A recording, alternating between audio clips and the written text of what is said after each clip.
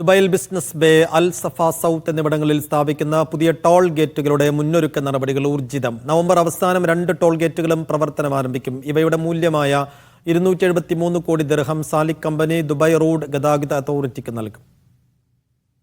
പുതുതായി 2 ടോൾ ഗേറ്റുകൾ കൂടി വരുന്നതോടെ ദുബായ് നഗരത്തിലെ സാലിക് ഗേറ്റുകളുടെ എണ്ണം 10 ഉയരും. ഇതോടെ സാലിക് കമ്പനിയുടെ വരുമാനം വരും വർഷങ്ങളിൽ ഗണ്യമായി വർദ്ധിക്കുമെന്നാണ് വിലയിരുത്തൽ. ബിസിനസ് ബേയിലെ ടോൾ ഗേറ്റിന് 226 കോടി ദിർഹമും അൽസഫ സൗത്തിലെ ഗേറ്റിന് 46.9 കോടി ദിർഹവുമാണ് മൂല്യം കണക്കാക്കിയിരിക്കുന്നത്. അൽസഫ സൗത്ത് ഗേറ്റും നിലവിലുള്ള അൽസഫ നോർത്ത് ഗേറ്റും ബന്ധിപ്പിച്ചായിരിക്കും പ്രവർത്തനം.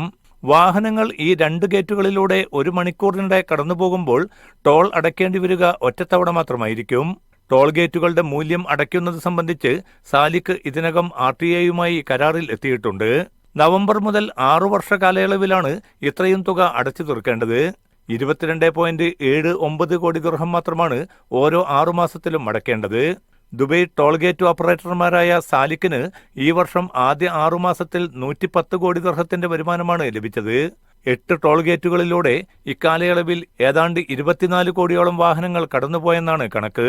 ജനുവരി മുതൽ ജൂൺ വരെയുള്ള കാലയളവിലെ വരുമാനം കഴിഞ്ഞ വർഷത്തെ ഇതേ കാലയളവിലെ വരുമാനത്തേക്കാൾ 5.6% കൂടുതലാണ്. Media 1 Dubai.